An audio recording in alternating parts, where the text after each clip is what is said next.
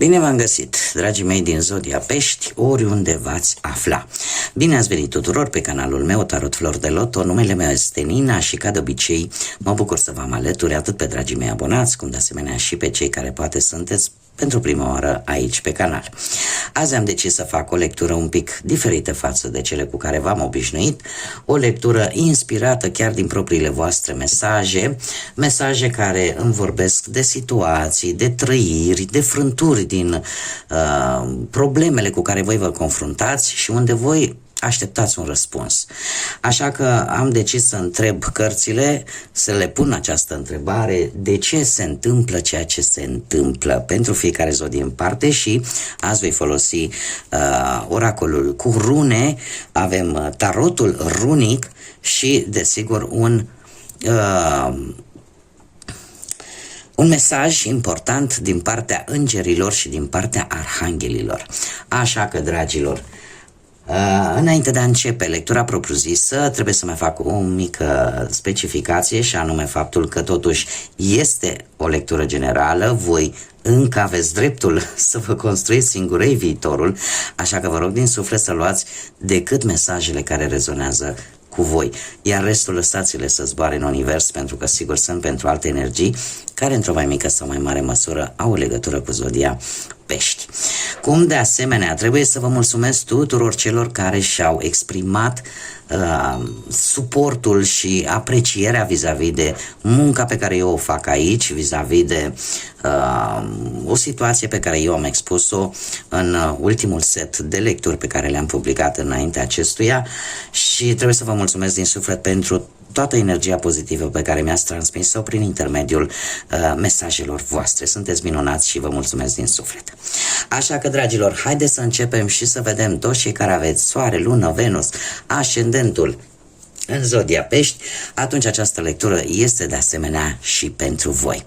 Și să vedem ce au de spus runele vis-a-vis de această întrebare: de ce se întâmplă ceea ce se întâmplă pentru dragii mei din Pești, din zodia Pești. Situația actuală, dragilor, situația actuală nu este una destul de rea, spune. Avem runa Fehu, Fehu care vine cu un noroc care îți dă speranță. Orică s-a reușit să se rezolve ceva într-un mod fericit, cert este că sunteți într-o situație, aș zice, destul de stabilă, destul de ok. Chiar dacă, adică vă simțiți oarecum în siguranță. Ceva s-a întâmplat și în acest moment vă simțiți în siguranță vis-a-vis de o anumită situație, da? Care poate să fie relaționată cu orice aspect al vieții. Mergem mai departe. Care este direcția voastră? Și avem pe Raido. Dragilor, direcția, eu aș spune că este una destul de bună. De ce? Pentru că vă pregătiți unii dintre voi ori de o călătorie, e ceva care trebuie să se miște, ceva care trebuie pus în mișcare. Trebuie să luați, direcția este care? Aceea de a vă mișca, de a nu stagna, de a nu sta pe loc.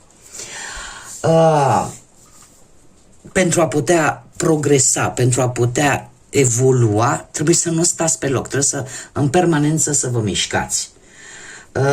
Zic că o decizie cât de curând va trebui să o luați, va fi ceva foarte spontan, dar, cum am mai spus, pentru a vă atinge scopurile, direcția este una bună. Voi nu trebuie să stați, trebuie să vă mișcați, trebuie să acționați. Mergem mai departe. De unde poate veni blocajul? Și avem pe Algiz, runa Algiz, prima rună. Dragilor, cred că blocajul vostru a fost lipsa de curaj. Lipsa de curaj și faptul că ați fost parcă nu reușea să vă decideți. Referitor poate la căutarea unui loc sigur. Sau în permanență ați stat în alertă, în permanență a stat într-o stare de stres continuu, iar asta se pare că v-a blocat la un moment dat. Da, adică nu v-ați dat timp să vă reîncărcați bateriile, nu v-ați dat timp să vă odihniți. Dar eu cred că cel mai important este că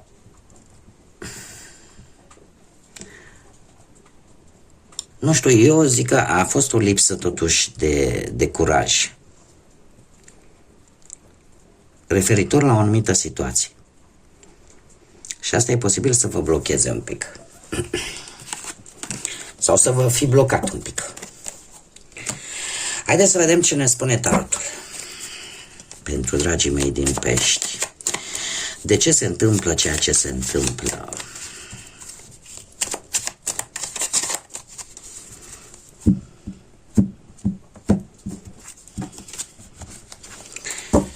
Și începem să vedem. Foarte interesant. Marea preoteasă. Situația actuală. Dragilor, voi sunteți într-o fază în care voi simt eu că aveți un nas în mânecă, un nas pus bine în mânecă, pe care îl țineți bine pus acolo și încă nu-l folosiți pentru că considerați că nu este momentul. Mie asta mi-arată cărțile. Știți, ați deprins foarte multă înțelepciune, ați deprins foarte multe lucruri și foarte multă experiență de-a lungul ultimelor evenimente și cumva vă pregătiți, ca să zic așa, planul de bătaie, un plan bine pus la punct în așa fel încât lucrurile să vă iasă cum trebuie, dar aveți și un plan B. Aveți niște informații pe care voi le folosiți la momentul oportun. Care a fost greșeala voastră? Ei, dragilor, greșeala voastră probabil a fost că într-un moment delicat din viața voastră, când ceva a venit foarte brusc peste voi, o situație foarte bruscă, nu ați realizat că a fost ca un semnal pe care voi l-ați interpretat probabil total greșit. Și lucrul ăsta e posibil să se fi repetat. Ce înseamnă asta, ca să mă înțelegeți mai bine? Nu știu, dau un exemplu. Un exemplu care poate să aibă sau nu legătură cu... E un exemplu în așa fel încât să înțelegeți ce vreau să vă expun, ce vrea să spună de fapt această carte. Azi te cerți cu tărică. Bă, da, te cerți rău.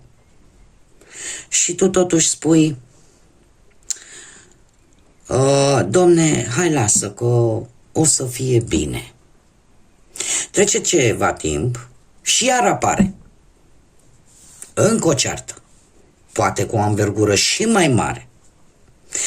Dar la fel, peștișorii mei dragi, care ei sunt așa, absorb toată energia așa și uite ce zen suntem cu toții și ce bine e și acceptă și a doua oară.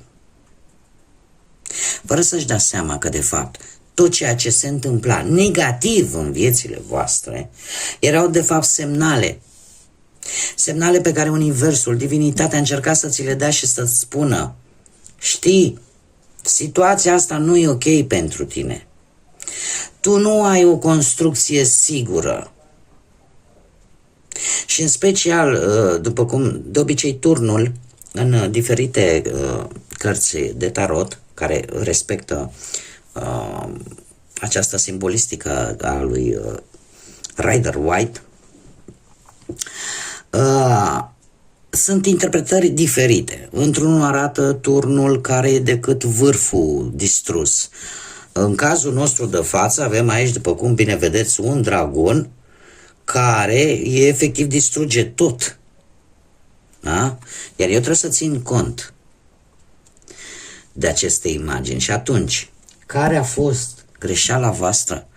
Că ați interpretat probabil greșit toate lucrurile negative care au venit în viața voastră. Ele au venit și v-au spus, știi, trebuie să faci o schimbare, trebuie să iei atitudine vis-a-vis de anumite lucruri negative care se întâmplă în viața voastră. Și greșeala voastră a fost că, practic, nu ați învățat, nu ați făcut niște schimbări care trebuiau făcute. În Nu știu dacă la voi sau la altă zodie, știu că de obicei când îmi apare această carte, îmi mai fac câteodată această aluzie și legătură, că e o legătură cu tarotul de Marseille, unde această carte, acest arcan major, poartă denumirea de Casa lui Dios, a lui Dumnezeu. Da? Este un mod în care divinitatea, universul, încearcă să-ți spună, știi, nu e bine, ce se întâmplă nu e bine. Și în care cumva te obligă, te încearcă să te oblige să faci o schimbare. Pe care dacă nu o faci, lucrurile astea se vor repeta și vor fi din ce în ce mai dure. Bun, mergem mai departe. Ce nu trebuie să repetați, dragilor? Avem moderația. Ce nu trebuie să repetați? Păi probabil că n-ar trebui să repetați acea răbdare imensă pe care nu știu de unde o scoateți vis-a-vis de anumite situații, exact ce vă spuneam.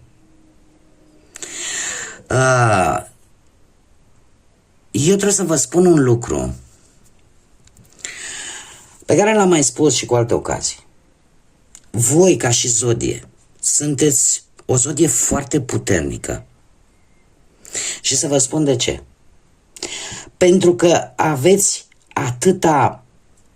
atâta putere interioară în a absorbi ura, în a absorbi, cum să spun eu, ceea ce e negativ lângă voi. Sunteți de o răbdare extraordinară, dragilor, nu trebuie să mai repetați lucrul ăsta. Este adevărat, răbdarea este bună, dar nu o duceți la extrem. Dacă nu aveți acei factori care să vă demonstreze că merită să aveți răbdare pentru un lucru. Și vă dau un exemplu. Nu poți să zici, am răbdare cu o plantă care e uscată, care nu mai are viață în ea. Și eu să mă încăpățânesc să spun, eu am răbdare. Eu am răbdare, planta asta sigur va înverzi, când ea săraca e moartă de mult. Da, pot să spun, dacă văd un pic de verde, un muguraș, și îmi dă speranță că floarea aia va reuși să crească, atunci da, pot să spun, am răbdare. Am dat așa un exemplu un pic mai metaforic, dar ca să mă fac înțeles. Și asta probabil că ar trebui să nu mai repetați. Adică să știți exact pentru ce și pentru cine și pentru cât trebuie să aveți răbdare. Mergem mai departe. Ce trebuie să învățați, dragilor? Avem un as de monede. Probabil că trebuie să învățați că lucruri neașteptate pot veni în viața voastră și să profitați de ele și în special pe planul ăsta financiar, aș spune. Trebuie să asimilați acele noi începuturi care vin în viața voastră, să nu vă fie teamă de ele, cum să spun eu,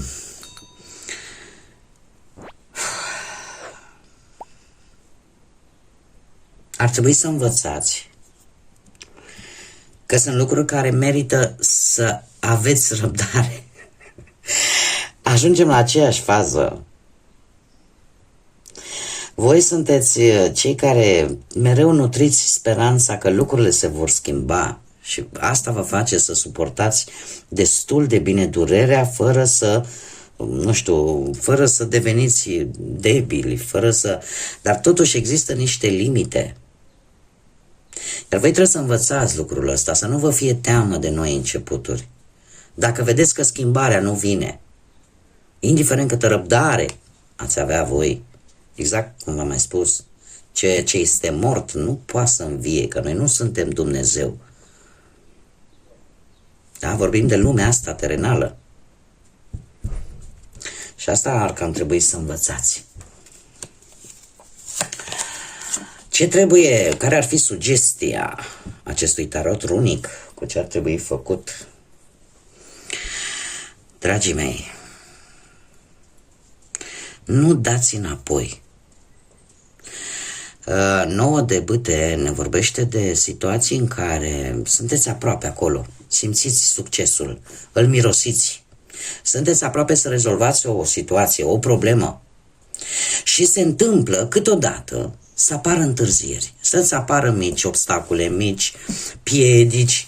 E ca și cum ai zice, domne, acum, uite, mai am un pic, că întind mâna și ating succesul, rezolv cu tare problemă și brusc, pac, vine cineva și te trage înapoi.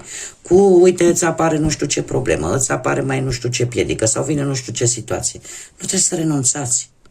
Sunt doar niște mici amânări. Voi trebuie să mergeți înainte. Nouă de bâte despre asta ne vorbește. Despre faptul că în momentul în care ești pe punctul de a rezolva ceva și apar provocări, apar obstacole care cumva să te întârzie, tu nu trebuie să renunți. Tu trebuie să fii determinată și să iei în calcul de fiecare dată atât chestiunile pro cât și chestiunile contra. Pentru că și în felul ăsta vei reuși. Dar nu trebuie să renunți. Asta îmi spune acest tarot runic. Bun, care ar fi concluzia pentru voi, dragii mei din Pești? Concluzia ar fi următoare. Avem un as care ne vorbește de noi începuturi, de data aceasta un as de cupe. Dragii mei, se pare că concluzia pentru voi vine cu un mesaj pozitiv. De ce? Pentru că, în primul rând, încă o dată ni se repetă acea, să nu vă fie frică de noi începuturi. Să nu vă fie frică să simțiți o renaștere, o renoire de sentimente în primul rând. De sentimente cu care poate nu v-ați confruntat până la un anumit moment. Nu le-ați simțit. Pentru că atâta timp cât ați fost ocupați să aveți răbdare cu anumite persoane în mentalitatea că ele se vor schimba sau că anumite situații se vor schimba, cumva voi de fapt v-ați refuzat dreptul de a simți lucruri noi. Ce ar mai fi de spus? Posibil ca pe partea asta profesională să apară noi șanse, posibil avansări, posibil un nou job. Cu bănuții sunt mari șanse să apară ceva care să vă surprindă, să vină un câștig total surprinzător care să vă ia așa pe nepusă masă. De asemenea, ce ar mai putea să fie în viața sentimentală, pentru cei care sunteți într-o relație, e posibil să apară îmbunătățiri în relație, o renoire de sentimente. Iar cei care sunteți singurei, sunt mari șanse ca în următoarea perioadă să vină o nouă relație foarte, foarte intensă. Dar, desigur, asta este concluzia la energiile pe care noi le-am văzut aici și de care probabil că va trebui să țineți cont. Acum, haideți să vedem ce mesaj au îngerii, arhanghelii pentru voi, dragii mei din Pești. Un mesaj, te rog, pentru dragii mei din Pești. Un mesaj important pentru dragii mei din Pești. Dragilor, și îl avem pe Rehael. Rehael care ne vorbește de iertare, o iertare rapidă dumnezeiască. Este un înger care face parte din corul angelic cel mai aproape de tronul lui Dumnezeu și spune în felul următor. Iubire și este cel care se ocupă cu a te iubi pe tine, pe ceilalți, a vindeca tristețea și e cel care dă o viață lungă, care te ajută să ai o viață lungă. Dar mai are o caracteristică foarte interesantă care ne vorbește de influențe paternale, de iubire paternală. Ceva care are legătură cu iubirea de tată sau iubirea unui tată. Luați-o cum vreți voi. Ori iubirea de tată față de voi, ori iubirea voastră față de tatăl vostru. Pentru unii dintre voi are și această legătură. Dar ne vorbește de iertare. Voi sunteți unii dintre voi care aveți acolo în interiorul vostru ceva a rămas rănit. Ceva a rămas rănit, există o durere emoțională profundă pe care refuzați poate să o scoateți la suprafață, dar care vă dă un sentiment de singurătate. O singurătate destul de profundă.